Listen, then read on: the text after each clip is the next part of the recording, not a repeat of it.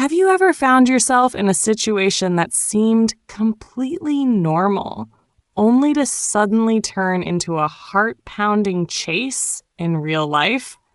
A young woman being followed by a mysterious man at the airport, a friend who risks everything to protect her, and a shocking secret revealed in the final moments. But this isn't just a thrilling story. It's also your chance to improve your English speaking skills using one of the most powerful methods out there, the shadowing technique. Welcome to Kunzy Podcast English, where you don't just learn the language, you live it through emotional, captivating, and deeply inspiring stories. In today's episode, you'll not only listen to a suspenseful short story that feels like a movie, but also learn how to speak English more clearly, confidently, and naturally by repeating each line with the same emotion as the speaker. Buckle up, listen closely, and get ready for a journey that will both thrill you and transform the way you learn English starting right now. Have you ever woken up on what seemed like an ordinary morning, only to have your entire life thrown off course by a single message? My name is Rora. I'm 22 years old and live with my mother and younger brother in a small house on the outskirts of town. My life was quiet, perhaps a little boring. I worked mornings at a bookshop, cooked dinner in the evenings, read a few pages of a novel, and went to bed early. I never dreamed big. I just wanted peace, no surprises. That morning, it was raining early. Tiny raindrops tapped against my window, a familiar sound that made me stay in bed a few minutes longer.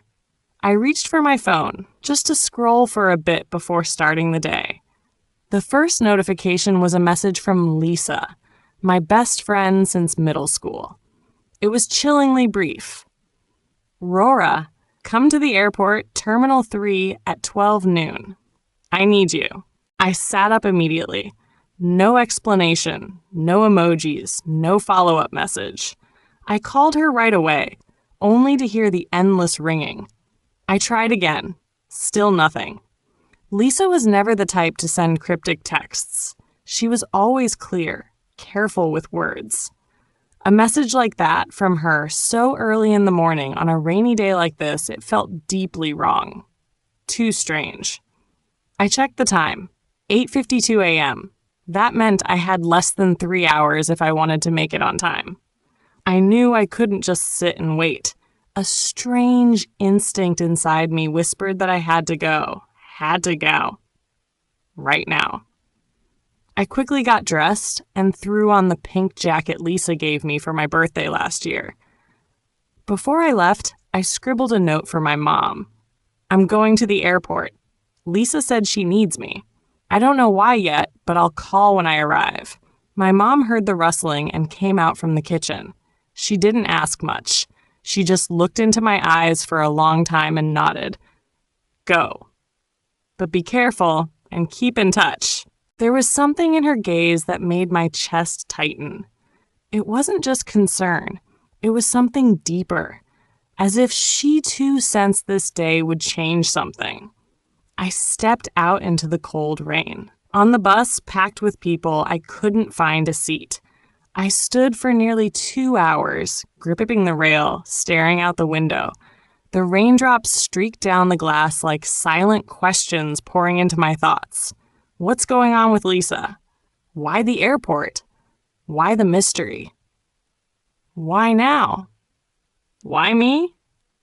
We used to be dreamers, the two of us. Lisa was always the braver one, more impulsive. I tended to be cautious, hesitant to take risks. But whenever it mattered, she was the one I trusted the most. And now it was my turn to be brave for her. As the bus turned toward the airport road, I saw the outlines of massive airplanes in the distance. The rain hadn't let up, but the air felt heavy, suffocating. My heart was racing, not just from anticipation, but from fear. A fear that something might have happened to her.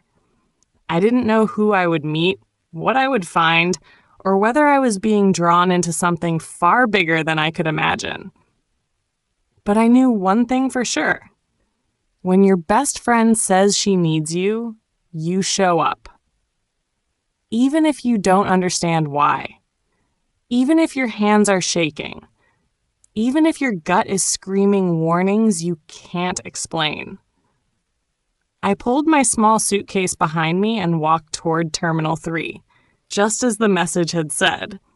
And I had no idea that the moment I stepped into that terminal, my fate would take a turn from which there would be no return. When I set foot in the airport, the clock read exactly 11:58 a.m. Not late, not early, just as the message from Lisa had instructed.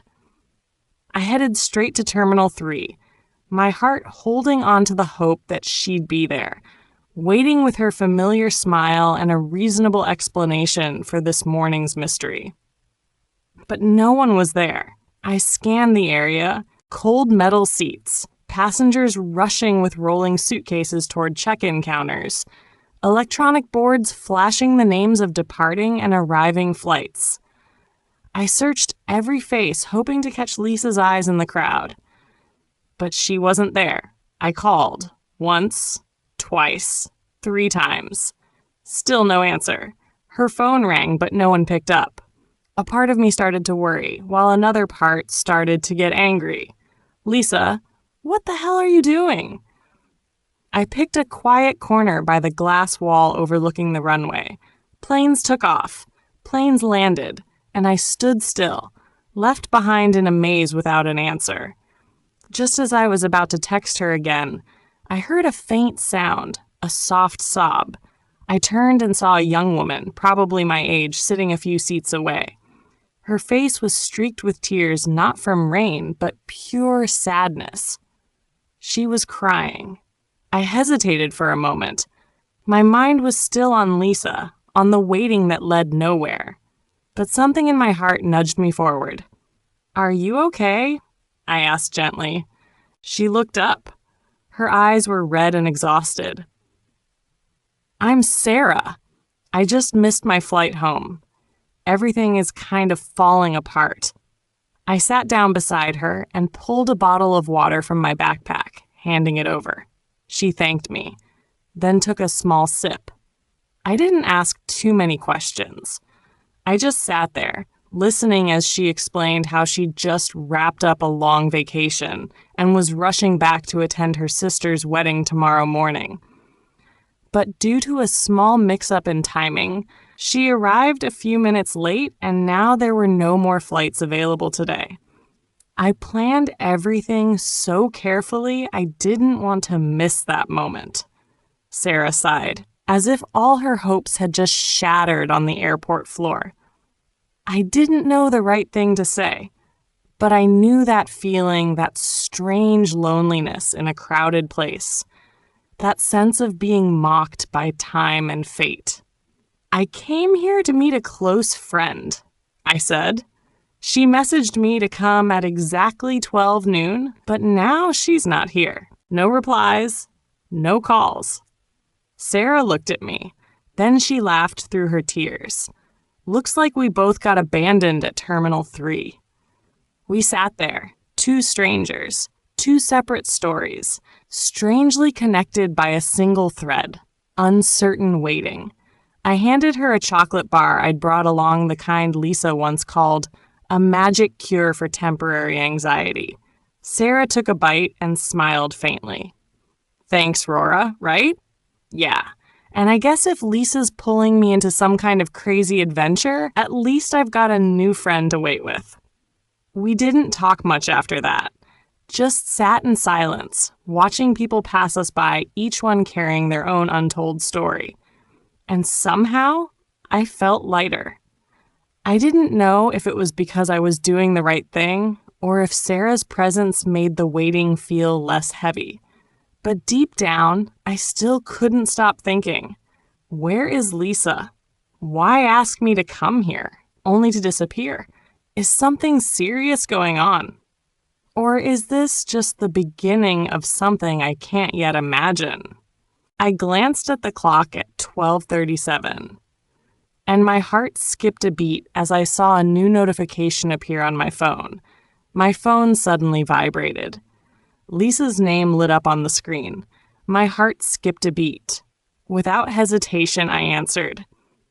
Her voice came through, trembling and panicked. "Rora, I'm so sorry I'm not at Terminal 3. I got it wrong. I'm actually at Terminal 2 and I'm really scared." I froze. It felt like something was tightening around my chest. I didn't ask for details. I just said one thing. "Stay right there. I'm coming." I sprinted. The sound of my footsteps echoed through the airport hallways. There was no room for delay. I had to get to her. My mind was flooded with images of Lisa alone and frightened at Terminal 2. I couldn't feel my legs anymore, couldn't count how many people I passed. All I knew was that even 1 minute too late could lead to a lifetime of regret. And then I saw her. Lisa was standing by an information pillar, hugging her backpack tightly. Her face was streaked with tears, her eyes filled with fear. I ran to her without saying a word and wrapped her in a hug. She leaned into me like a lost child. "I'm here now. You're safe." Lisa struggled to speak through her tears. I got on the airport shuttle. There was a man on the bus staring at me the whole ride. I thought it was just a coincidence and tried to ignore it, but when I got off at Terminal 2, he got off too. I moved around, changed spots, but he kept following me. His eyes felt like they were swallowing me. I got so scared. I didn't know what to do, so I called you. A chill ran down my spine. Everything she said was clear. She hadn't imagined it. The fear she felt was real. I squeezed her hand. "You were so brave to call me.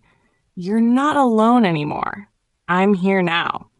She looked at me, and that was enough. We sat there in silence. I kept scanning the crowd. Terminal 2 was busy, but I couldn't stop watching every figure that passed. Every face was a silent question. Lisa leaned in closer, as if trying to shield herself from the world. I knew that whether it was a coincidence or something more, what she experienced had shaken her. And that alone was enough for me to not let my guard down for even a second. I don't know what's coming next. But I know this for sure. I won't let Lisa face her fears alone. Not while I'm still here. Not when she still calls my name in the middle of the crowd. Lisa gripped my hand tightly, her eyes locked on a far corner of the terminal. "Rora, that's him." I turned to follow her gaze. A man in his 40s, wearing a black cap and a thick brown coat, was leaning against the wall, staring intently at his phone. But something felt off. He didn't look like someone waiting for a flight. He looked like someone lurking, observing. Even though his eyes were on the screen, I could sense he was listening, calculating. There was no luggage by his side, no boarding pass in hand. He didn't resemble anyone else around us. I took a step forward, wanting to get a closer look to be sure, but as if sensing my movement, the man snapped his phone shut and turned away. Not in a rush, but with purpose. He slipped into the crowd and vanished from view as if he had never been there. A chill crawled down my spine, leaving behind a strange unease I couldn't explain. I turned to Lisa. She was trembling. "Rora, I'm scared. I don't want to just sit here and hope he goes away." I nodded. "Neither do I. We had to do something before things got worse." Together, we headed toward the nearest security desk. Two young women, faces still marked by fear and tension, told the story with steady voices. The airport staff didn't brush us off. They listened carefully, jotting down Lisa's description. Black cap, brown coat, no luggage, suspicious behavior since the bus ride to Terminal 2. They assured us they would check the surveillance footage to verify what happened. I looked at Lisa. For the first time since this morning, her eyes were a little calmer. Though the mystery wasn't solved and we still didn't know who the man was, at least we had done something. We didn't stay silent. We took a stand. And in that moment, I realized that courage isn't the absence of fear. It's the decision to act even while your heart is trembling. Whatever the investigation reveals, Lisa and I had already overcome a moment that could have turned into a nightmare. And deep down, I knew this strange journey was far from over. As we left the airport area, we thought everything might finally calm down. Both of us felt a hint of relief. But that eerie sense of being watched never went away. Lisa walked closely beside me, her eyes constantly darting over her shoulder. I turned back too, and my heart dropped. About 20 steps behind us was a familiar silhouette. The black cap, the brown coat. It was him. That same man. He was still there, as if he had never left. Lisa tightened her grip on my arm. "Rora, he's still following us." I gave a small nod, trying to stay composed. We couldn't let panic override our judgment. If we just headed home like we originally planned, we'd be leading him straight to our safest place. My mind raced, scanning for an alternative. Then I grabbed Lisa's hand and pulled her across the street toward the taxi zone.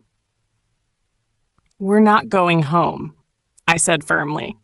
"We're going to the shopping mall in District 7. It's crowded, full of people, and security cameras." Lisa didn't question it. She just nodded.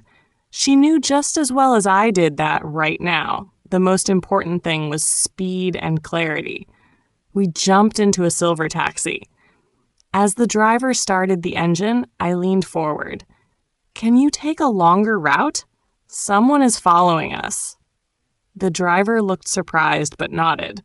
He changed course, veering through smaller side streets away from the main roads, avoiding obvious paths anyone might expect us to take. But after about 2 kilometers, I glanced into the rearview mirror and my stomach sank. A black car, old and worn, was trailing us. Not too close to raise alarm. Not too far to lose sight of us. I subtly gestured for Lisa to look. Her face went pale. "It's him. He's driving that car." There was no doubt anymore. The mysterious man from the airport was now behind the wheel, keeping a steady distance as he followed. I whispered to the driver, asking him to speed up a little, but not too obviously. We needed to reach the mall before the man did. Somewhere with lights, guards, and a crowd. The more people, the better. If we were lucky, we could shake him off in the parking lot or somewhere deep inside the busy halls. The taxi picked up speed, weaving through intersections, turning onto a short expressway. I didn't take my eyes off the mirror. The black car was still there, still keeping pace, still not overtaking us. He knew we were scared, and he was enjoying it. No one spoke for the rest of the ride. Inside the cab, the silence was taut like a wire about to snap. Just the sound of our racing hearts and our eyes glued to the rearview mirror. It was a silent chase, suffocating and tense, as if one wrong move could lead to a disaster we wouldn't be able to undo. When the glowing sign of the shopping mall finally appeared, I felt a rush of relief. But deep down, I also knew the most dangerous part of this game was only just beginning. They rushed into the shopping mall, weaving through the crowd, hoping the dense flow of people would shake him off. But he followed, calm, deliberate, just far enough to not cause a scene. The black cap, the brown coat, he was still there, still watching. The same eyes that had been tracking them since the airport. Inside, Anna quickly spotted a security kiosk near the escalators. She grabbed Maya's hand and rushed over. "We need help," she said, breathless. "A man has been following us since the airport. He's right behind us now." The security guard, a tall man in his late 40s, glanced over their shoulders, then nodded without hesitation. "Stay here," he said, speaking into his walkie-talkie. Another guard joined him within seconds. As the man in the brown coat approached, the two guards stepped forward to block his path. "Excuse me, sir," one of them said. "Can we ask why you're following these young women?" The man blinked. Then, with an eerily calm voice, he said, "She's my little sister, Maya. She ran off this morning after an argument with our family. I'm just trying to bring her home." Maya froze. Her jaw tightened. Then she stepped forward and said, loud and clear, "I don't know this man. He's not my brother. He's a stranger, and he's been following me since I got on the bus this morning." The atmosphere shifted instantly. People nearby had started watching. The guards glanced at each other and nodded. One of them immediately called the mall's police liaison, while the other kept the man in place. Within minutes, 2 uniformed officers arrived. They questioned the man again, but his story quickly began to fall apart. He couldn't provide any proof of identity, no photos, no full name for Maya, nothing that supported his claim. Maya, on the other hand, was clear, consistent, and visibly shaken. The officers put the man in handcuffs. Anna exhaled deeply, her heart finally slowing just a bit. Maya leaned against her, her voice trembling. "Thank you. I don't know what would have happened if you weren't here." They both knew the danger had passed, but the fear would take much longer to fade. At the police station, after the man had been arrested, the truth gradually began to surface. When the police checked his phone, they found dozens of secret photos of Maya. Not only that, he had saved her full name, address, and even details of her recent routines. The information was far too detailed and accurate to be a coincidence. A young officer frowned and asked Maya if she knew the man. Maya shook her head firmly. She said she had never seen him before and had no connection to him. Another officer offered a possibility. The man could be a private investigator hired to follow Maya. At that moment, Maya's expression changed. She looked at Anna, then lowered her gaze as if trying to piece something together. After a brief silence, she said softly, "I think it might be my ex-boyfriend." She explained that they had broken up about a month ago. At the time, he was furious and had even threatened her, saying she would regret leaving him. Maya hadn't taken it seriously, assuming it was just talk in the heat of the moment. But now, all the signs pointed in one direction, and she could no longer ignore it. The officer wrote down her statement, reassured the 2 girls, and said they would launch a broader investigation. He also advised Maya to temporarily change where she was staying and to be cautious about sharing personal information for the time being.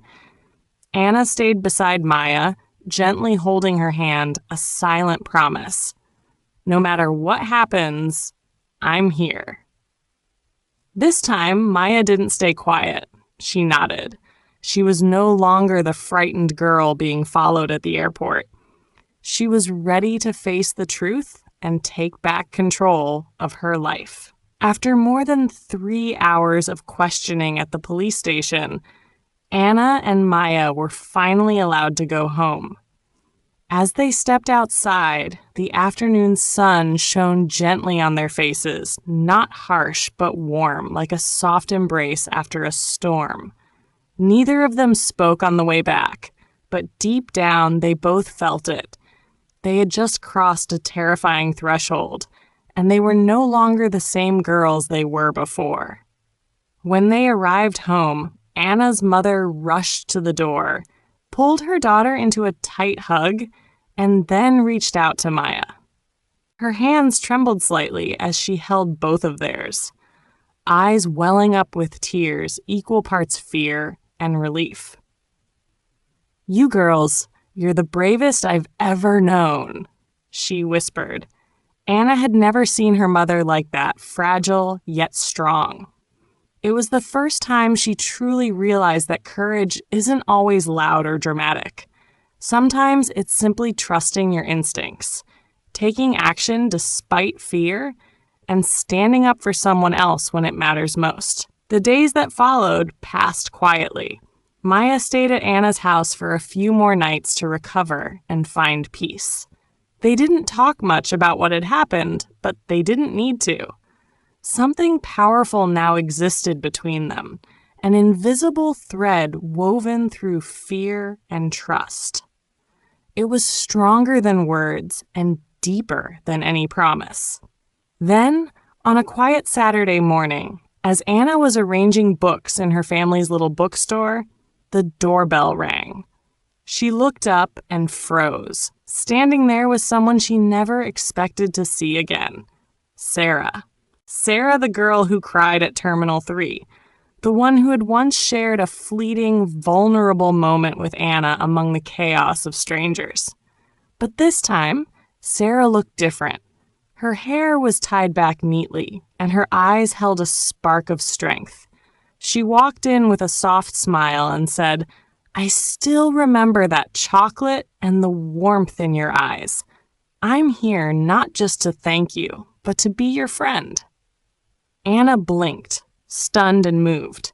In an instant, memories came flooding back.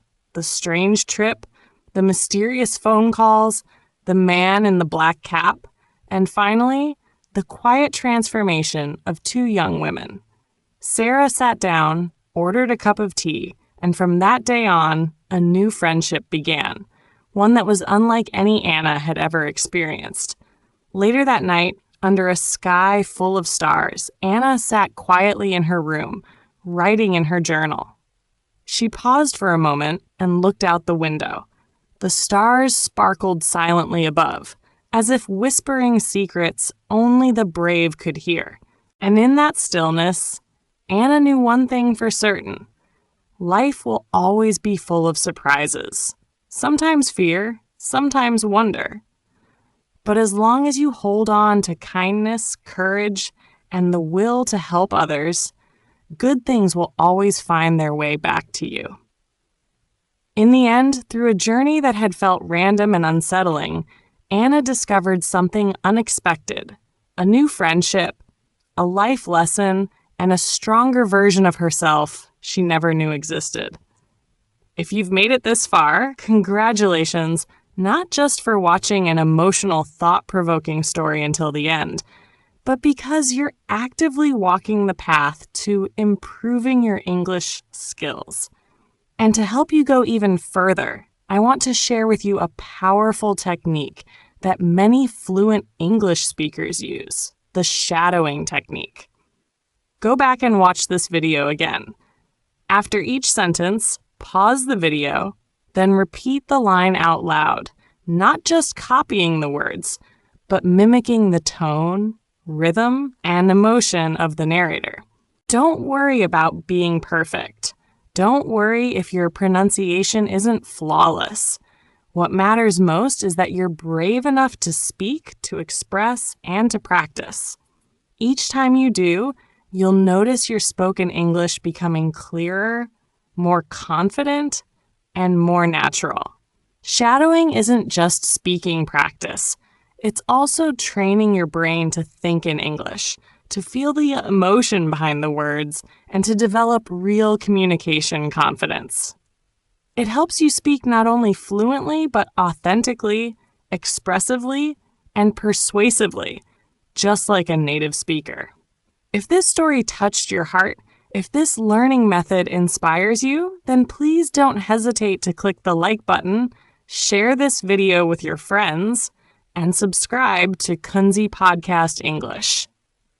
Every week, we bring you meaningful stories, deep life lessons, and fun, creative ways to upgrade your English. Let's turn each video into a powerful step toward mastering English and mastering your own life. Are you ready to take that next step?